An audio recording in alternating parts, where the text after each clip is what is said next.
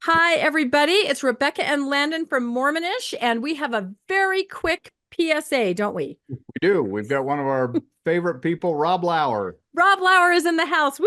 How are you, Rob? I am good. How are you, Rebecca and Landon? We are hanging out. We were just saying we have never been on the same couch in the same place. And I know. And Landon looks really tall next to you. I know. I'm kind of sinking. He's kind of up. We happened to be in the same location. And instead of having him go back to his studio and me here, and because we're in different time zones, like this is the middle of the night for Rob. So we want to make sure Not that quite.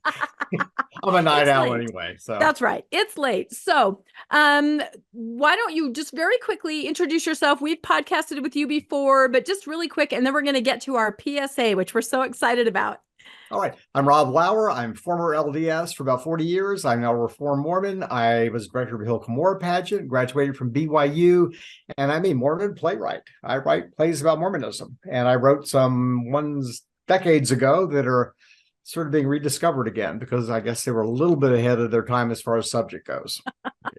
Yeah, to say the least, they were ahead of their time. And this is the PSA. So we've been working on this project, planning this project for quite a while, haven't we? Yeah, it's been exciting. We wanted to do this for a while, and Rob allowed us to do one of his plays. We were able to reach out to Monique Dare and ask her if she would direct it and find a cast, and we've done that.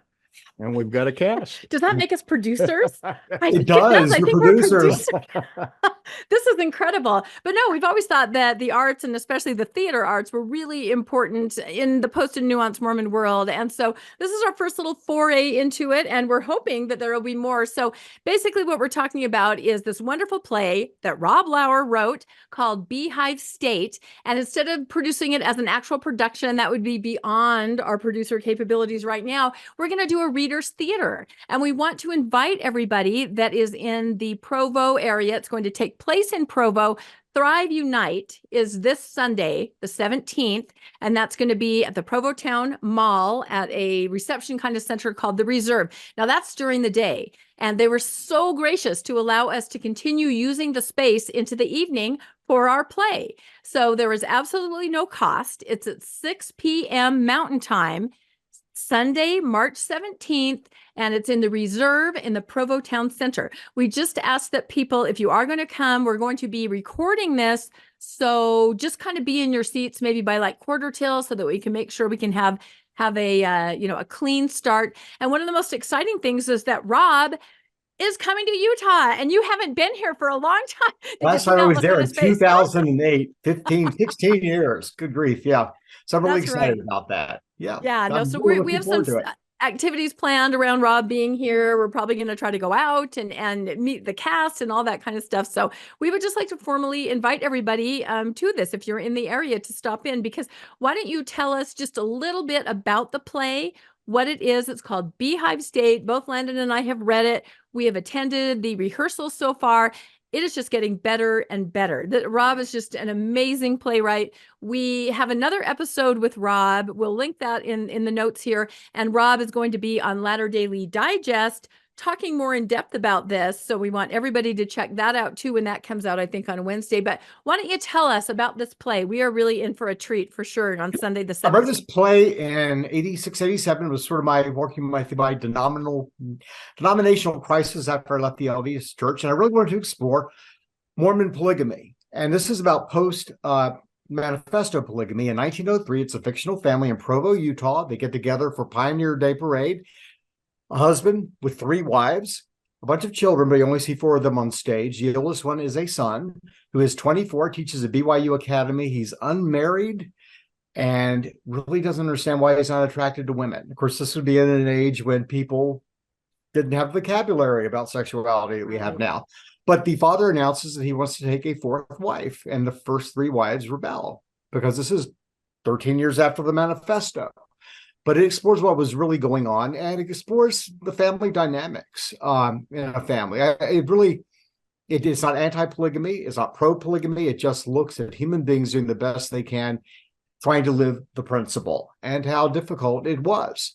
And it's the first wife has a come to Jesus moment at the end, not an actual come to Jesus moment, but has a self-realization that I think is pretty empowering for people who have struggled with the church, and they post-Mormons, or really whatever your faith crisis might have been. I think it speaks to that. So and it's funny too. There's a lot of comedy in it. We It's should a say that. comedy drama. Yeah. Yep, we were laughing, and it's very well written, Rob. It's so well written as we were listening to it being performed. So, and it's very historical. That's the other thing. You've got a lot of historical accuracies in it that aren't usually portrayed in plays we see produced by the church. And even stuff that's produced by just mainstream media about Mormon polygamy or historic Mormon polygamy. I always feel like I was watching like the Amish or something. Nobody ever actually seemed like real Mormons. But these characters, I think will ring as truly being LDS. I think and it's an era that is exactly. It's an era that's so complex, and people that I have described this to, and they say, "Well, what's post-manifesto polygamy?" And I said, "Well, think about it. Polygamy was practiced for decades, and then of course they say don't. What happens?" And people say, "Well, they just, then their mind starts going, yeah, I've got a husband, 4 wives, 23 children between us.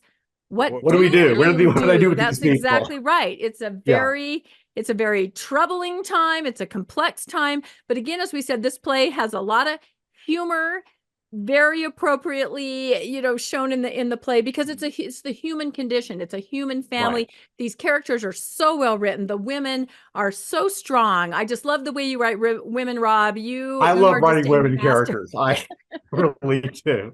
But and it is set in 1903, a year before the second manifesto. Which was in response to Reed Smoot, who was being elected to the Senate at this point. And though he was a monogamist, there was a national debate and national congressional hearings for 2 years, starting at this point, on whether he should be allowed to sit in the Senate, since the church, although they said they weren't doing polygamy, leaders were still involved in it. Yeah. And so all of that's sort of the background. But this play is about day-to-day life in one family, dealing with just the pressures of family life, augmented because you have 3 wives and a bunch of kids. And I'm proud of it. I like the show, and I'm glad that I'm really pleased that you guys like it and that people are responding to it. So the actors, like I said, Monique, or like Landon said, Monique Dewar is an actor herself, and we asked her to kind of spearhead it and get a cast together. And wonderful, boy, did she nail it with all the characters. And part of the play, like you said, is the older son who's marriageable age, and of course, it's the question, do you continue the way your family tradition is? The girl he's interested in, her family wants nothing to do with that and is concerned about, as someone would be, about their daughter marrying into a family that's still practicing. And this son, I don't explicitly say it, but the son he's homosexual, but has no language for any of this. He doesn't know what's going on. He just thinks if I just get married, everything will work out, which is something that a lot of people still say today in faith communities. And unfortunately, and that also explores, if you're homosexual, where do you fit into the Mormon scheme of things if heterosexual marriage is required for exaltation? So all of those things are explored via these characters. Yep. And you wrote this when? Wrote this in 1987. And it was produced it was produced. I know. I was like, what the heck did I know at that age? But I knew the history. And it was produced in Virginia in 1989 by a non-Mormon company, and was very well received. And Sunstone magazine in December of 89 published it in their December issue, but it basically has gone just unnoticed since then. So not anymore. We're resurrecting it, and it couldn't be more timely, honestly, with the themes. That's why it's amazing that it's decades old. It couldn't be more timely. So, and we also will tell everybody that if you're not in the Provo area, because I know a lot of you are not, we are going to turn this into an episode of Mormonish. So again, this will be this Sunday coming up, the 17th, 6 p.m. Mountain Time, in the Reserve at the Provo Town Center. And then we will turn it into an episode of Mormonish, and so everybody will be able to enjoy it. And we'll link some other things in the show notes that make sense. And like I said, there's another episode with Rob, longer in-depth interview with Maven and Gene Judson. That's going to be on Latter Daily Digest, and I believe that's coming out on Wednesdays. So anyway, we couldn't be more thrilled, and we're so excited to meet you in person, Rob. We've been podcasting with you and talking to you for a year, and yeah, this is going to be really fun. So, and as someone said, it's always a party wherever Rebecca is what somebody said the other night when we were off camera doing wow, that's a compliment. That's very nice. I certainly believe that, having conversed with you online so many times. Well, we're going to have fun. It's going to be a great weekend. Any final thoughts, Landon?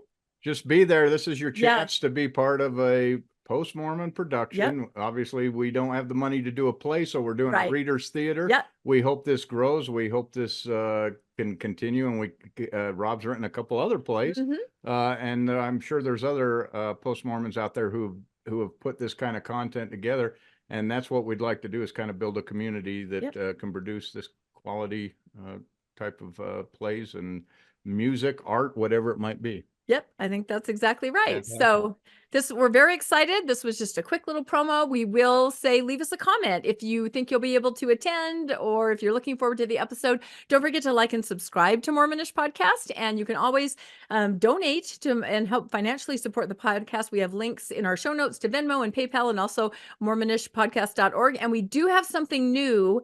Don't we, Landon? We do, yeah. We have merch. Unbelievably, we figured out how to do it. We have Mormonish merchandise. So there is a link in the show notes if you would like to have your own Mormonish mug or hat or something. We don't have the merchandise yet, but someday, soon, in a week or so, we will. And then we'll kind of, maybe sport a t-shirt or have a mug. But anyway, we thought that would be fun. We'd had some people requesting that. So you can check that out in the show notes too.